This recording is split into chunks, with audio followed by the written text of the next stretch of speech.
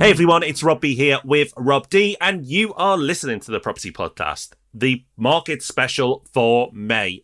Loads happening this month, mixed messages with property house prices, so much going on there. The Help to Buy scheme might be returning, and the most shocking news story for me is 100% mortgages are back.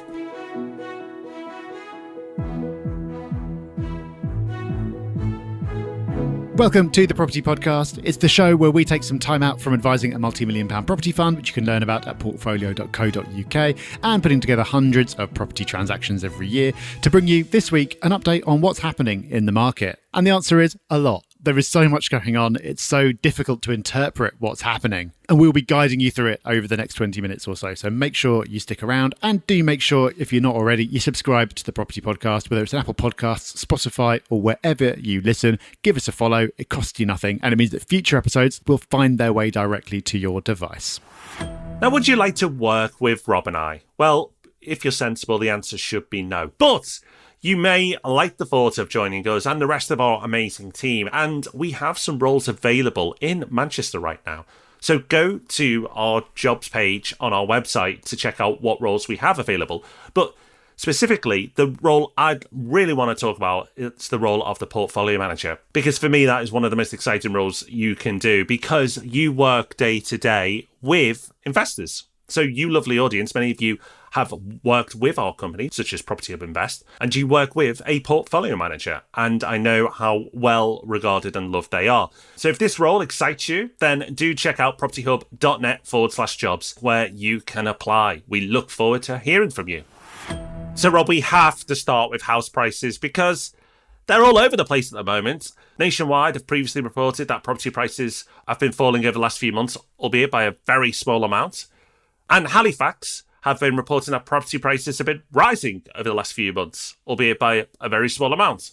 So Rob, are we seeing that natural trend continue and both reporting the similar data? Or are things just a bit mixed up, like pretty much everything is right now in the world? Oh, it's so hard to figure out what's going on. So the indexes for about a week were aligned. So nationwide, surprising everyone, reported house prices going up by 0.5%, which is the first time it had shown that after 7 months of consecutive falls. So, okay, all indexes showing the same thing. But then on Tuesday, Halifax released data showing house prices falling slightly, down 0.3%. So what on earth is going on? The market is so hard to read.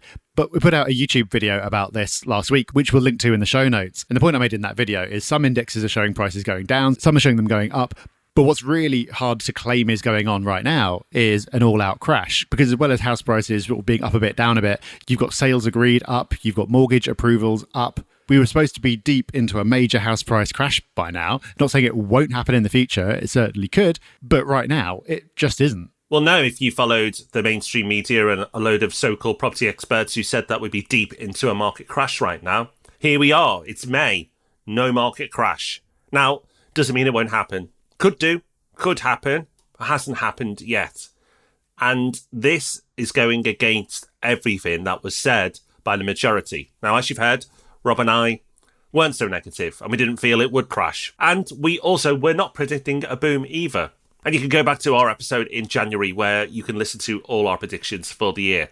Again, inflation is something that isn't really talked about when it comes to asset prices. And we did a podcast episode on this very subject, and it's really important that you get your head around this. It was episode 528, where we discussed the impact of inflation on your wealth, both positively and negatively. So go and listen to that episode. And Rob, it's also pleasing to see that first-time buyers are becoming more active. This is something that we updated everyone in the last few weeks on the podcast, that Rightmove has shown that the most active buyers right now are first-time buyers, and that's great to see. But this has also been echoed in another news story that one of the UK's biggest developers, Barratt, are seeing reservation rates increasing. And in the Super Price Index, the monthly report that we often comment on and bring to the podcast, in that report, they are also seeing more activity in the first-time buyer market. So it's great to see that people are getting on the property ladder, Rob. Yeah, first-time buyers seem to be, as we've spoken about before, the part of the market that's holding up the most strongly, perhaps because the rental market is such a mess, as we covered last week, so they're strongly motivated to buy. The type of property that first-time buyers are going for is changing as well, apparently. So the most common first-time buyer property, according to Zoopla, is still a three-bedroom house. It pretty much always is. But the second most popular is two-bedroom flats, and there's been a big increase in demand for that. So you can kind of come up with your own reason for why that might be. Maybe it's an energy efficiency thing. Maybe it's that they're cheaper and affordability is more stretched because of higher mortgage rates, but they still really want to own. Therefore, two-bed flats are becoming more popular. Another interesting data point from that Zoopla report is that the stock of homes for sale is still increasing. That was an absolute all-time low a year ago. It's now 66% higher than it was. And I think that's interesting because that suggests some kind of belief in the strength of the market. People tend not to sell their homes into a weak market, especially with prices falling, unless they have to. So the fact that supply is returning, to me, is an indicator that people on the whole are not seeing a giant correction ahead. Doesn't necessarily mean they're right. And the other interesting thing, Rob, about this Zoopla data is that it breaks out annual house price growth by city. And our picks for this year are still holding up. They are doing very well, so let's give you that top 5. So coming in at number 5 is Sheffield with growth of 4.2%. In at 4 is Leeds with growth of 4.3%.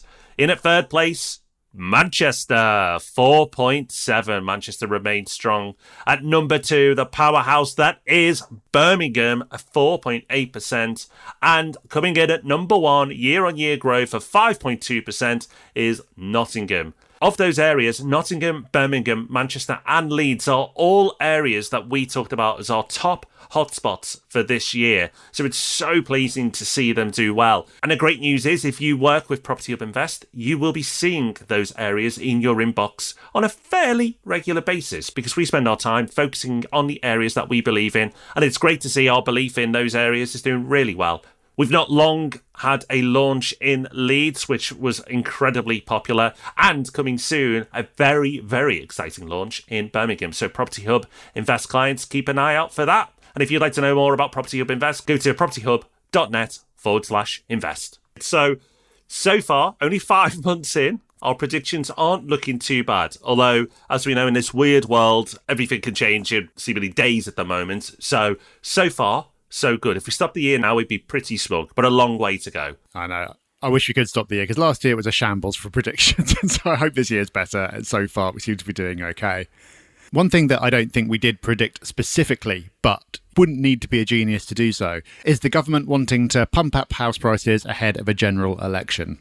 I think the next election is due within the next year and a half or so. And if you're in power and you want to stay in power, you really don't want there to be a recession and you really don't want house prices to be falling. And so, right on cue, a story from the Sunday Times, headlined, Sunak puts Help to Buy back on the table. Yes, the scheme that came in 2013 and was meant to run for a year or two and only eventually went away at, I think, the very start of this year, or maybe the end of last year, after sticking around for 10 years, after very briefly going away. Apparently, Rob, may be coming back. Maybe not in quite its previous form, but some kind of scheme to support first-time buyers, allegedly is going to be in the Chancellor's autumn statement. Who would have thought it? Well, us, because we have actually said that before on the podcast. But as you said, Rob, it doesn't possibly take a genius to come to that conclusion. But I don't remember anyone else saying it. But rather than turning this episode into a bragging session of things we've got right so far, because, wow, it'd be a very long podcast if we focused on the things that we got wrong, it is absolutely no surprise whatsoever if you're close to the industry, because they're incentivized to do this. The property market is shaky. Generally, confidence isn't sky high. It's kind of a weird time at the moment where general sentiment seems to be of caution. And because of that uncertainty, the government wants to give us more confidence around the property market. And data shows us that if the property market is doing well, then Conservatives tend to do well. I know it would be cynical to suggest that politicians will then introduce policies to better themselves and their chances of staying in power, and not necessarily for the best of the wider economy. But you never know, it might just happen. And the one group of people who will be very happy with this are the national house builders. In effect, this is just like a stimulus for the home builders and guarantees them sales. So those national house builders and their shareholders will probably be pleased at the prospect of this coming back into play. Of course, we'll keep you updated, and the place to stay updated is this very podcast. So let's bring you up to speed on what's happening with the mortgage market right now, because there's always a lot happening with the mortgage market right now. And in a few weeks' time, we'll bring in an expert to keep you fully updated with what's happening. But just a few snippets to make you aware of.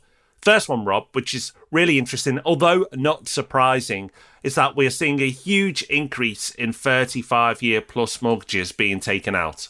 Massive. For first-time buyers, about a year and a half ago, 8% were taking out a mortgage that lasted for 35 years or more. It's now up to 18%. That's massive. And that obviously is because mortgages have become more expensive. So the way to still make them affordable is to spread those capital repayments out over a large number of years. Seems like it's a good thing if you're buying. Maybe it is if it's the only way you can afford it, but it does mean you end up paying a lot more interest over the term of the mortgage. But it does show that lenders still want to lend. They're trying to find ways to do business, even though people are finding it harder to afford to get on the ladder at the moment. And that's one of the ways they're doing it. But it's not the only way, Rob. Yeah, for me, this might be the biggest news story on the whole podcast, and we've taken till now to get to it. But 100% mortgages are coming back. So 100% mortgages went away in 2008. The lead up to 2008 saw 1 in 15 mortgages being taken out had a deposit of 5% or less.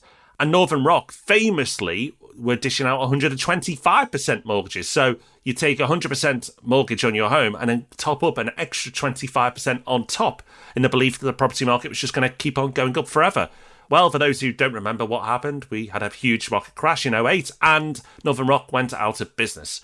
So understandably, lenders have been very nervous of going anywhere near those levels again.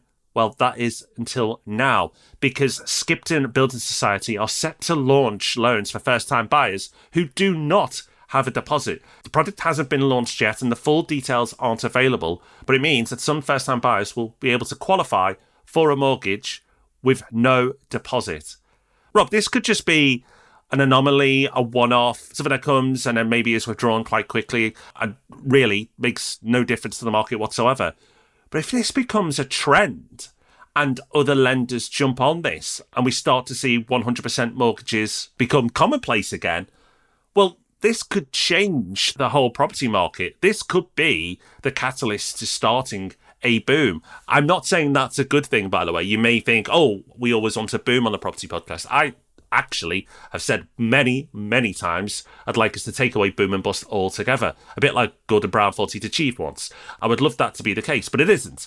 But Rob, if this does take hold, if this does become popular and it does become a product that many people can access in the future, maybe we'll have that boom. Yeah, this is one of the things that makes the next, say, 24 months so hard to call, because you could make a strong argument for interest rates have gone up, therefore property prices have to fall, and many people have made that argument. But you could also make a strong argument for election coming up, banks want to lend, 100% mortgages, let's keep the party going, house prices don't meaningfully correct, at which point everyone capitulates and go, okay, well, the housing market is just going to go straight up forever, so let's get involved. That's certainly not a crazy view to me either. It's hard to put a percentage probability on both of those, but the version that you just outlined, Rob, would align with the 18-year property cycle. So it is going to be fascinating to see what plays out. The other highly relevant point for mortgages, of course, is the next Bank of England meeting as well regarding interest rates. That is taking place today on the day that the show goes out. So at the point of recording, we don't know what's going to happen, but the market at the moment believe there's going to be another 0.25 percentage point rise, taking the rate to 4.5%, but we will see. A quick note on the rents.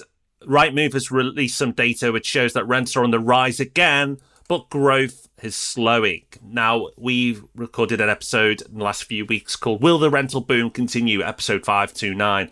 I'd highly recommend you go and give that a listen. As somebody who wants to be a property investor, whether you currently rent, want to rent properties out to other people in the future, or already do own properties and rent them out, that episode is a must listen to, episode 529, where we dive deep into what is happening right now with the rental market. We've touched on politics a couple of times throughout this episode, and it seems that one way or another, housing is going to be a key topic going into the next election. Both main parties have got a lot to say about home ownership. Even the Labour Party, Keir Starmer, made a speech the other day talking about plans that they've got to help first-time buyers, but also, as is typical for both parties, being not very nice about landlords. In Starmer's speech, he pledged to create a national register of landlords, which would replace the current register of rogue landlords. So I'm not quite sure what the difference is or what the point of that is, but one way or another, we're going to be hearing a lot about housing from politicians. So now it is time for Hub Extra.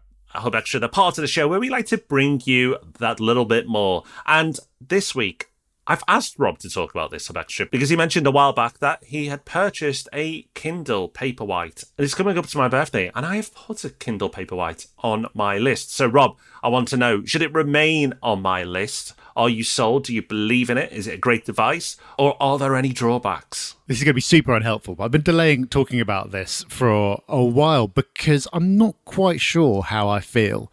So I think the benefits are really obvious. It's so much more convenient than paper books. It's lighter, and it is way, way better than reading digitally on a tablet or a phone, which is what I used to do before.